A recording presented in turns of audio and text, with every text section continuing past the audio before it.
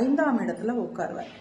இப்போ இவரே அஷ்டமாதிபதியாக இருந்து 8வது இடமான மீன ராசியில் ஆட்சி பலம் பெற்றாரு அப்படின்னு சொன்னீங்கன்னா அந்த ஜாதகருக்கு போராட்டமான சிக்கல்களை ஏற்படுத்தி பின்னாடி ஜெயிக்கக்கூடிய வாய்ப்புகளை கொடுப்பார்.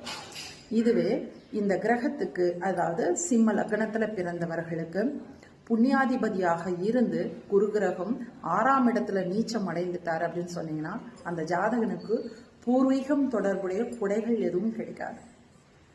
இப்போ நல்ல மனசு சார்ந்த புண்ணிய குணங்களுக்கு அதிபதியானவர் கெட்டு போயிட்டாருன்னா பெருசா ஒன்றும் அந்த மனிதரிடத்துல நல்ல செய்கை நல்ல பண்புகளுக்கு உண்டான நிலைமைகள் குறைவானதாக இருக்கும். சப்போஸ் சிம்ம லக்னமாக இருந்து அதிலே சூரியன் நல்ல நிலையில இருந்துட்டார்னா இதுல கொடுக்க வேண்டிய பலன்களை மாறுபட்டு தான் செய்வார். என்ன இருந்தாலும் ஜாதகருடைய புண்ணியாதிபதி கெடுவது நல்ல நிலை அல்ல. இரண்டாவது, ஒருவருடைய ஜாதகத்துல நன்மைகளை செய்ய வேண்டிய இடத்துல இருந்து குரு கிரகம் கெட்டுட்டாருன்னு வச்சுக்கோங்களேன், இந்த கௌரவம் அந்தஸ்து சுயமரியாதை சமுதாய அந்தஸ்தெல்லாம் கொடுக்கக்கூடிய கிரகம் கெட்டுட்டாருன்னா என்ன ஆகும்? அப்படியே தலைப்பு மாத்தி தான். எனக்கு இந்த சூழ்நிலையில என் பேரை காப்பாத்திக்க முடியல, செய்யாத தப்புக்கு நான் நிறைய தண்டனைகளை அடைந்த, சுய கௌரவம் கெட்டு போச்சு, பேர் கெட்டுடுச்சு அப்படின்னு சொல்லக்கூடிய அமைப்பெல்லாம் குரு கெட்டுட்டாரு. கண்டிப்பாக இதெல்லாம் ரொம்ப பாசிபிள் ஆகிடும் லைஃப்ல.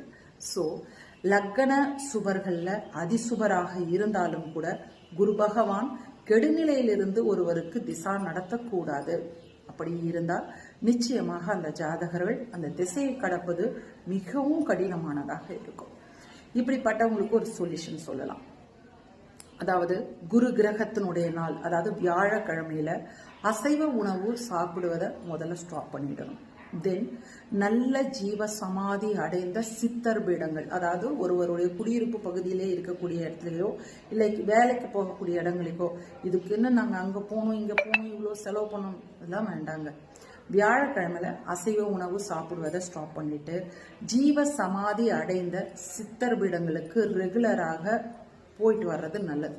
முடிஞ்சா சின்முத்திரையில ஒரு 20 நிமிஷமாவது எந்த சுவாமி ஜீதியினுடைய கோவிலுக்கு நீங்க போறீங்களோ அவங்கள மனதார பிரார்த்தனை பண்ணிட்டு நம்ம லைஃப்க்கு நல்ல ஒரு கைடானா அவங்க இருக்கணும்னு சொல்லிட்டு அவங்கள வாழ்த்தி அவங்கள வணங்கி ஒரு 20 நிமிஷமாவது அந்த கோவில்ல தியான நிலையில அமர்வது எல்லா விதமான சிறப்புகளையும் சேர்க்கும்.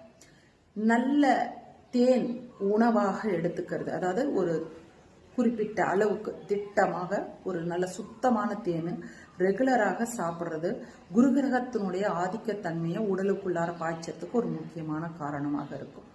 நல்ல மஞ்சள் திருநீர் குங்குமம் வைப்பது போலவே